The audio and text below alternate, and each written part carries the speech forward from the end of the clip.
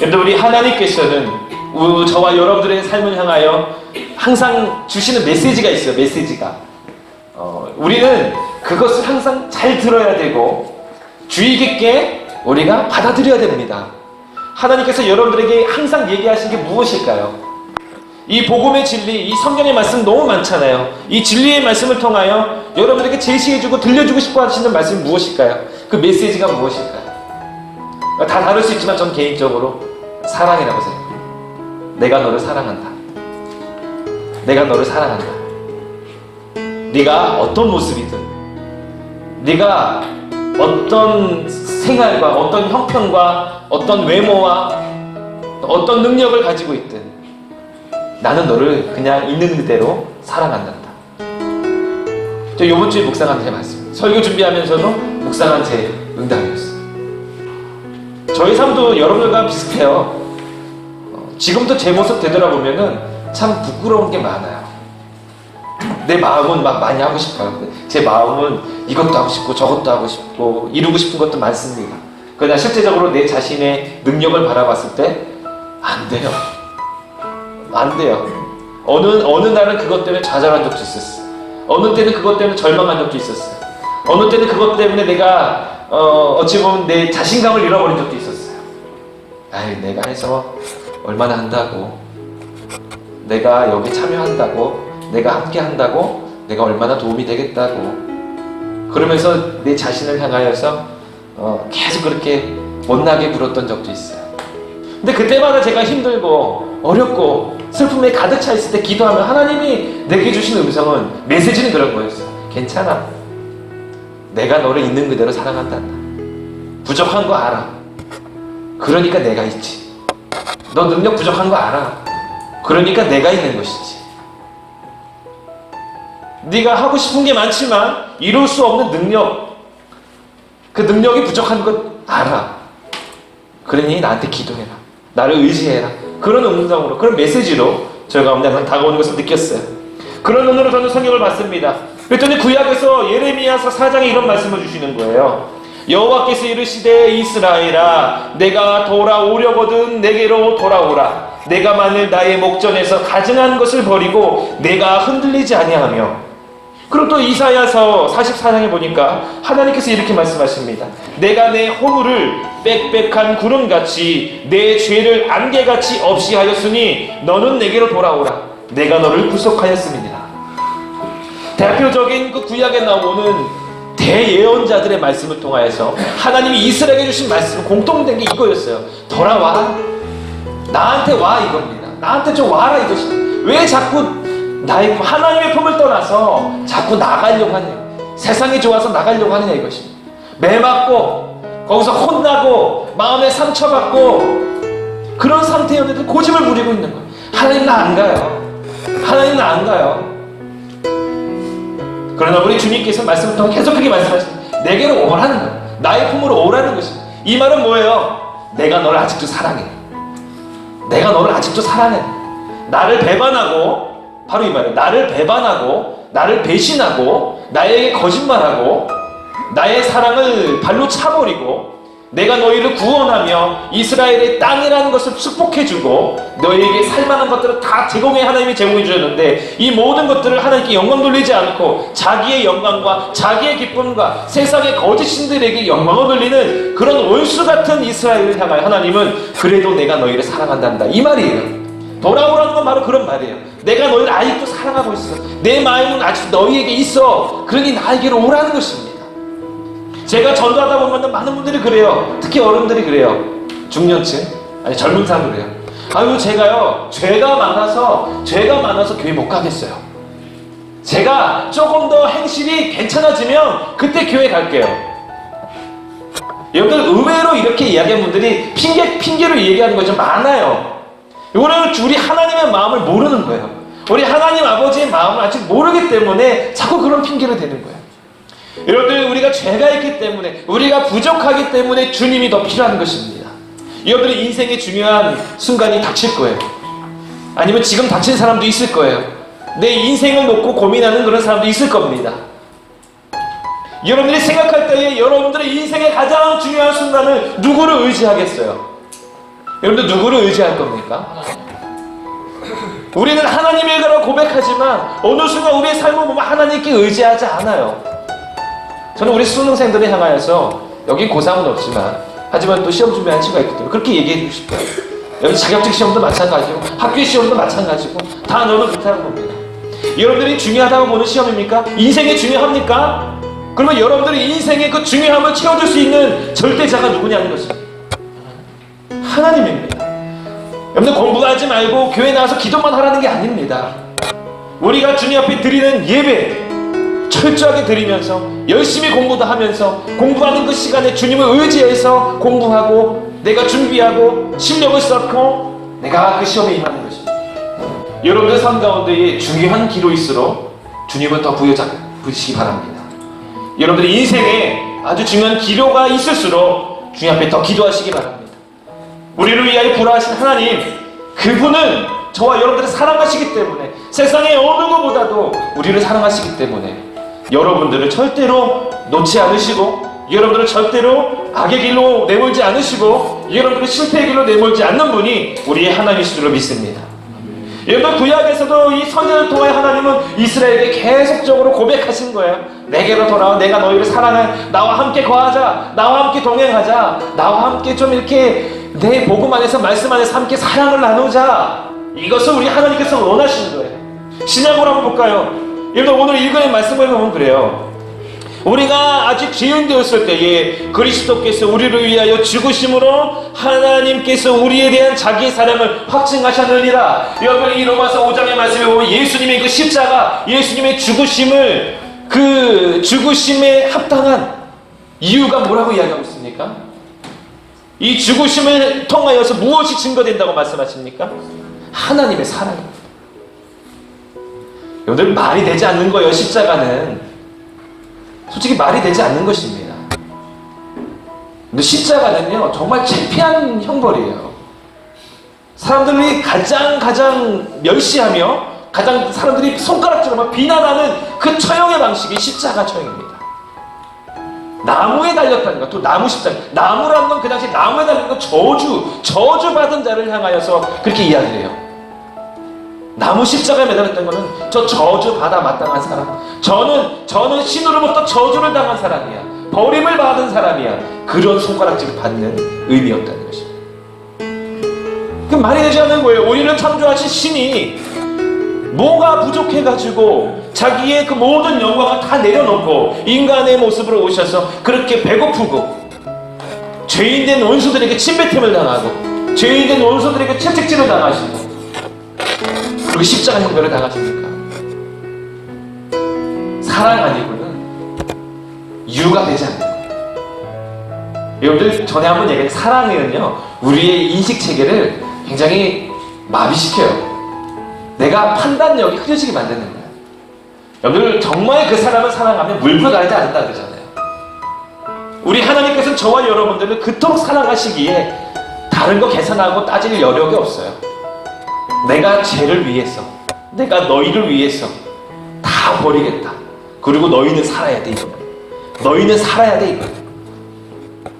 결국 이 십자가의 죽음은 사망이지만 그걸로 끝나지 않습니다. 왜 부활의 영광이고 부활의 기쁨입니까? 바로 우리 구원의 완성을 이루신 주님의 열매이기 때문이라는 것입니다. 우리 기독교에서 이 부활이 없으면 우리는 사역의 종교입니다. 우리 기독교에서 이 부활이 없다면 우리 기독교는 허황된 종교입니다. 광신도 집단입니다. 여러분들 이 당시에 많은 사람들이 그런 얘기를 해요. 제자들이 예수님의 시신을 훔쳐갔습니다. 제자들이 예수님의 시신을 훔쳐갔습니다. 그러나 역사학자들이 믿음 있는 역사학자들이 연구를 했어요.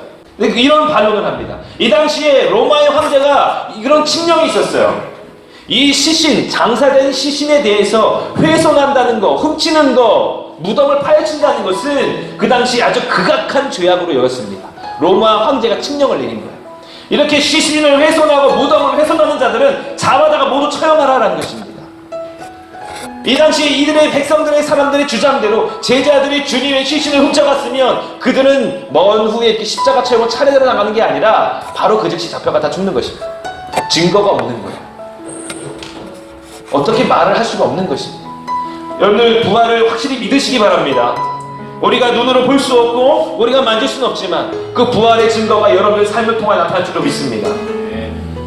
그 부활의 가장 기본적인 의미는 사랑이라는 것이죠. 우리 주님께서, 우리 하나님께서는 그러므로 예수님을 통하여 우리의 중보자로 세워주셨어요. 예수님을 통하여서만 우리가 하나님께로 나아갈 수 있습니다. 예수님을 통하여서만 우리가 우리 구원으로 나갈 수 있는 거. 왜? 우리 죄의 해결 때문에. 여러분들, 우리가 죄인된 우리를 위하여, 우리가 죄인 되었을 때 주님께서 죽으셨다고 말씀하셨잖아요. 여러분들이 거룩하고 여러분들이 깨끗하고 내가 신앙 안에서 어느 정도 완벽하고 어느 누가 봐도 내가 주님을 믿는 믿음 생활에서 빠지지 않는 그런 엘리트, 신앙의 엘리트인 그런 상태에서 우리를 위하여 죽으셨다. 그러면 좀 이해가 되죠. 왜 나를 위하여 그렇게 열심히 하는데 아유 나도 걔를 사랑해야지. 근데 여기서 보면 죄인 되었을 때에, 저와 여러분들이 이 세상의 사람들이 죄인 되었을 때에, 죄라는 것은 무엇입니까? 하나님과 반대된다는 거예요. 이 죄, 하마르티아라는 것은 주님의 말씀을 의도적으로 듣지 않는 상태입니다. 불순종입니다. 아직도 주님의 마음을 거부하고 있는 상태인 그 죄인된 사람들을 위하여 그리스도께서 죽으심을 당하셨다는 것입니다. 주님을 받아들이지 않는데, 메시아가 이 땅에 오셨는데도 그를 멸시하였는데, 그를 십자가에 못 박힌 로마 병들들과 그 당시 유대인들을 향하여 주님께서 하신 말씀, 주여 저들을 용서하시옵소서. 얼마나 처단한지 모르겠어요.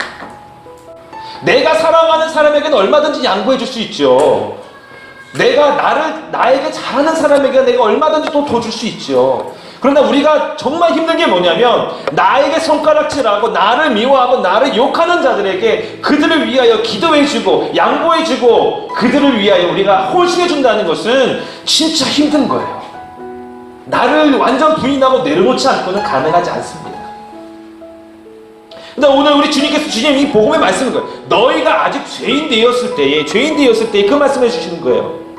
바로 우리 10절, 오늘 읽은 5장 10절을 보면 또 이렇게 얘기하죠. 곧 우리가 원수 되었을 때에, 여러분 죄된 상태는 뭐예요? 하나님과 함께할 수 없는 상태이고, 죄된 상태는 뭐냐면 하나님을 거부하고 있는 상태고, 하나님의 원수예요. 원수된 우리, 죄악 가운데 빠져있는 우리를 위하여 우리 주님께서 죽으시고 또 우리의 구원을 완성하시기 위해서 부활하셨다는 거예요.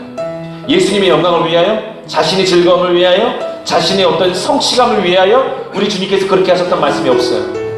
오늘 우리 복음의 말씀은 다 이거 너희를 위하여, 너희를 사랑하기 때문에, 이것으로 사랑이 확증되기 때문에, 내가 너희를 얼마나 사랑하는지 그게 증거되는 일이기 때문에 우리 주님께서는 편안함과 타협하지 아니하시고, 우리 주님께서는 안락함과 타협하지 아니하시고, 세상의 정치인들과 타협하지 아니하시고, 우리를 위하여 묵묵히 그 십자가의 길을 걸으시고, 그리고 부활의 영광으로서 우리에게 오신 줄로 믿습니다. 예수님께서 이런 걸 보여주면서 무엇을 원하실까요? 하나님께서 우리에게 무엇을 원하시는 걸까요? 왜 예수님을 우리의 중보자, 중간에 있는 하나님과 우리를 화해시키는, 하나님과 우리가 원수된 우리 상태를 화목시켜주는 중보자로 우리 주 예수님을 부르셨을까요? 예수님의 의미는 무엇이죠? 바로 저와 여러분들이 예수님을 의존하라는 것입니다. 의지하라는 것입니다. 여러분들 누구를 의지하겠습니까? 제가 살다 보니까 좀 그런 고백을 한 적이 있어요. 제가 존경하는 목사님들이 있었어요. 제가 중학교 때 섬겼던 교회 목사님, 고등학교 때 섬겼던 교회 목사님, 그리고 대학교 때 섬겼던 목사님, 의지했던 목사님이 3분이 계셨는데 왜 이렇게 빨리 돌아가세요? 정말 큰 충격이었어요. 제가 어느 정도 이제 목회를 하고 찾아갔을 때는 이제 중학교 때 목사님은 늦었어요. 벌써 돌아가셨더라. 그 사모님을 만나서 참 감사의 인사를 드리고, 그리고 이제 고등학교 때 한참 은혜의 성령 충만했던 그 당시에 그렇게 신앙의 훈련을 시켰던 그 목사님이 있었는데, 그 목사님도 한 3년 전에 돌아가셨어요. 저희 삶은 그래요. 아버지도 일찍 돌아가시고 어머니도 일찍 돌아가시고. 그래서 주님 앞에 제가 그런 기도를 한 적이 있어요. 하나님, 나는 누구를 의지하라고요? 정말 여러분들 그게 참 이상해요. 제가 지금은 좀 지나서 제 감정이 많이 좀 추스러졌으니까 이렇게 좀 편안하게 이야기할 수 있어요. 저희 어머니가 마지막으로 돌아가셨을 때 정말 그랬어요. 아, 이게 고아구나. 그 어머니가 돌아가시고 아버지 더 일찍 돌아가셨으니까 명절을, 첫 명절을 맞이하는데 너무 슬퍼요. 저희 형이 한 명 있잖아요. 갈 데가 없어요. 저희 추석이 저희 어머니 생신이셨거든요. 항상 명절이 당일날. 근데 어머니 생신이니까 뭐라도 아내랑 같이 뭐 어머니 뭐 좋아하시나 해가지고 뭐 이렇게 차리기도 하고 뭔가 이렇게 있어요. 근데 명절 되는데 시간은 많은데 갈 데도 없고 할 것도 없고. 나는 그때 그 마음이 그 공허함이죠. 공허함, 외로움.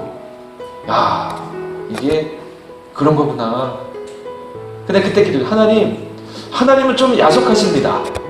내가 그렇게 의지하고 나의 멘토였던 목사님들 왜 이렇게 빨리 데려가십니까? 하나님, 내가 가정 안에서도 의지할 수 있는 부모님을 이렇게 빨리 데리고 가십니까? 그러면서 제가 고등학교 때 주님 앞에 기도했던 기도가 생각이 났어요. 그게 뭐냐면, 우리 아버지가 알코올 중독자셔가지고 우리 가정이 파탄났어요. 완전히 망했죠. 아버지가 살아계셨음에도 저는 아버지를 인정하지 않았던 시절이에요. 그때 제가 그랬어요. 여러분 어릴 때부터 이렇게 그 한부모 가정이라 그러잖아요. 그럼 그 없는 그 부분에 대한 부모님의 위치에 되게 그리움이 있습니다. 제가 그래서 남들 가정 보면 아버지랑 저렇게 화목하게 하는 거 너무 부러운 거 너무 부러워요. 아, 좋겠다. 근데 그게 나중에 그리움이 증오로 바뀌고 굉장히 절망감으로 바뀌어요. 근데 그때 제가 은혜 받을 때 하나님 그렇게 기도했어요. 하나님, 내 육신의 아버지는 이제 없습니다. 내 가정을 바라봤을 때 하나님, 제가 기도하는 것은 내 육신의 아버지가 없으니까 하나님께서 내 아버지가 되어주셔야 됩니다. 하나님께서 그 아버지의 빈자리를 채워주셔야 됩니다. 제가 그렇게 기도했었어요. 고등학교 1학년 때. 근데 그때부터 너무 감사하게도 정말 놀랍게도 많은 걸 채워주셨어요. 제가 우리 어머니 돌아가시고 나서 기도할 때도 그 생각이 드는 거예요. 아, 내가 하나님을 의지하고 하나님을 인식하고 하나님을 섬기는 거에 대해서 많이 잊어버렸나? 내 생활 가운데 희석됐나? 어느 순간 내가 주님 앞에 기도하기보다 내가 내 실력을 의지하고 내가 할 수 있는 것에 한해서 내가 하나님 앞에 기도하지도 않고 내가 그냥 내 인생을 주관하려고 했나? 라는 그런 생각이 드는 거예요. 생각해보면 예전에 그랬어요. 용돈이 없어도 기도했어요. 친구랑 싸워도 기도했어요. 여러분, 시험 때 되면 하나님, 내가 시험을 못 보더라도 그래도 시험을 위해서 기도했어요. 이만한 거 하나까지도 기도했어요. 생각해보면. 근데 어느 순간 제 삶 속에 그런 기도가 없어지기 시작한 거예요. 의존이 없어지는 거예요. 하나님 이거죠. 하나님, 이제 내가 내 스스로 좀 하겠습니다. 좀 간섭을 그만 좀 해주세요. 이제 사춘기 맞이한 그런 사람처럼 부모님, 이제 내 인생에 좀 간섭 좀 말아주세요. 나는 독자적으로 살아가겠습니다. 여러분, 저와 여러분들 삶이 어느 순간 그렇지 않습니까? 우리 하나님 얼마나 서운하실까요? 여러분, 나중에 부모 돼보세요. 내 아이들이 떠나가는 거 미래의 얘기지만 되게 서운할 것 같아요. 저도 아직 내 아이들이 떠나지 않아서 잘 모르겠지만 우리 사춘기를 지나고 있는 우리 부모님, 집사님들 얘기를 들어보면 되게 서운해요. 왜 그러면서 그래요? 하나님 아버지의 마음도 서운하시겠다. 우리 아버지께서는 성경 말씀을 통하여 이 십자가의 사랑과 부활을 통하여 여러분들에게 제시해 주는 게 바로 그런 것입니다. 나를 의존하라, 나를 의지하라, 나에게 다가오라, 나에게 돌아오라 라는 그런 메시지인 줄로 믿습니다. 여러분, 그 의존이라는 것, 이것은 섬김으로 가능한, 우리 주님께서 우리에게 보여주셨습니다. 우리 주님께서 친히 우리 하나님의 십자가의 그 길 가운데에 자기를 내어 바치면서 우리를 섬겨주시는 모습을 통하여 바로 그 사랑의 모습을, 서로가 의지할 수 있는 모습을, 누가 예수를 의존하며 섬길 수 있는지를 우리에게 보여주셨다는 것입니다. 바로 예수님께서 우리를 위하여 섬김의 모습을 보여주셨기 때문에 우리는 그분을 의존할 수 있는 거예요. 그분이 우리의 첫 열매가 되셨기 때문에 우리는 그분을 의존할 수 있는 거예요. 여러분들, 세상에 잠깐 있다가 없어지는 것들을 너무 의지하지 마세요. 참고사항, 그런 것들은 참고사항이에요. 그런 참고사항으로만 받아들여요. 그러나 영원히 변치 아니하며 영원히 무너지지 아니하는 그런 진리가 있다면, 그런 존재가 있다면 그분을 꼭 붙잡고 의존하시기 바랍니다. 우리 주 예수님께서는 우리 그 사랑으로 말미암아 우리가 이 안에서 하나가 되도록 또 만들어주신 은혜가 있습니다. 여러분, 우리가 주님을 믿음으로 우리가 서로 그래요. 형제여 자매라고 합니다. 우리 주 예수 그리스도의 보혈의 피 안에서 우리가 형제와 자매가 되었다고 합니다. 그러므로 여러분 옆에 있는 자들을 사랑하시기 바랍니다. 관심이에요. 그들을 붙잡아 주세요. 여러분, 교회라는 거 교회라고 너무 복잡하게 생각하지 마세요. 그냥 사랑의 집단. 저 그랬으면 좋겠어요. 사랑의 집단. 다른 것들은 다 제끼고 그거 하나면 이 안에서 너무나도 놀라운 열매들이 맺혀질 줄로 믿습니다. 우리 모든 교회의 사역과 주님의 나라와 의, 그러니까 하나님께서 이루시는 모든 사역과 모든 일들은 이 사랑의 기반으로 일어나는 줄로 믿습니다. 아무리 여러분들 교회가 삐까뻔쩍한 건물이 세워지고 정말 세상이 따라갈 수 없는 최첨단의 시스템을 가지고 오고, 그리고 이곳에 정말 뭐라 그럴까요? 세상이 따라갈 수 없는 그런 컨텐츠, 그런 프로그램이 있다고 할지라도 이 안에 진정한 사랑이 없다면 결국엔 냉랭한 집단에 불과할 것입니다. 그 윌리엄 바클레이라는 사람이 이런 얘기를 했습니다. 많은 사람들이 교회에 나오는 것은 신학적 주장 때문이 아니라 그리스도인의 사랑에 감동해서이다. 그리고 보다 많은 사람들이 교회를 떠나는 것은 세상에서 살면서 느끼는 의심 때문이라기보다는 소위 그리스도인들의 경지성과 이중성 때문이다. 이 말은 무엇이냐면 정말로 우리가 교회를 부흥하고 싶으냐, 이들은 전도학자예요. 부흥하고 싶으냐? 그렇다면 너희 안에 사랑을 키우라는 거죠. 세상 사람들이 와서 교리 듣고 와서 초신자들이 와서 교리 듣고 와가지고 야, 이곳은 정말 좋은 곳이다 그렇게 판단하는 것이 아니라 이 공동체가 얼마나 사랑을 가지고 있느냐, 얼마나 관심을 가지고 있느냐, 얼마나 옆에 있는 사람을 배려하며 섬겨주며 그를 감싸줄 줄 아느냐, 이것을 보고 판단한다는 것입니다. 여러분들, 교회는, 십자가는, 바로 복음은 사랑입니다. 그러므로 저와 여러분들 가운데, 신앙생활 가운데 가장 내가 추구해야 될 것이 있다면 사랑의 은사, 사랑의 선물, 사랑의 사역들을 여러분들이 충분히 감당하시기 바랍니다. 이 사랑이 많아지면 서로가 서로를 용납하게 되고, 서로가 서로를 의지하게 되고, 서로가 서로를 의존할 수 있는 은혜가 주어지는 거예요. 왜? 서로 사랑하는 가족이니까. 저는 여기 있는 여러분들이 남남이 아니라 그리스도 안에서 자기 마음의 장벽을 허물 수 있는 그런 가족이 되길 바랍니다. 마지막으로 말씀을 정리하도록 하겠습니다. 갈라디아서 6장 2절에 보면 우리 주님께서 이런 의미의 이야기를 하십니다. 우리는 모두 누군가에게 짐이 되도록 설계가 되어 있다. 바로 그런 거예요. 이 세상의 모든 사람들은 누군가에게 다 짐이 되도록 그렇게 하나님이 만들어 놓으셨다. 왜 그럴까요? 왜 우리 사람을 좀 더 완벽하게 만들지 않으시고 뭔가 부족하게 하셔가지고 서로에게 의존할 수밖에 없게 만드셨을까요? 우리가 좀 더 넓은 눈으로 보면 우리 주님이 원하시는 공동체, 우리 주님께서 원하시는 교회, 우리 주님께서 원하시는 그런 그룹의 모습, 바로 가정적인 모습입니다. 가정적인 모습. 그러니까 여러분들, 내가 다른 사람의 짐을 대신 지어주는 것에 대해서 힘들지만 감사로 받아들이시기 바랍니다. 내가 어느 다른 사람에게 짐이 되는 것은 미안하지만 그것을 감사함으로 여러분들 받아들이시기 바랍니다. 내가 힘이 되어주는 사람이나 내가 힘을 빌리는 사람이나 모두가 그리스도의 사랑의 의미 안에서 서로가 용납하시고 서로가 감싸주는 여러분들이 되길 바라겠습니다.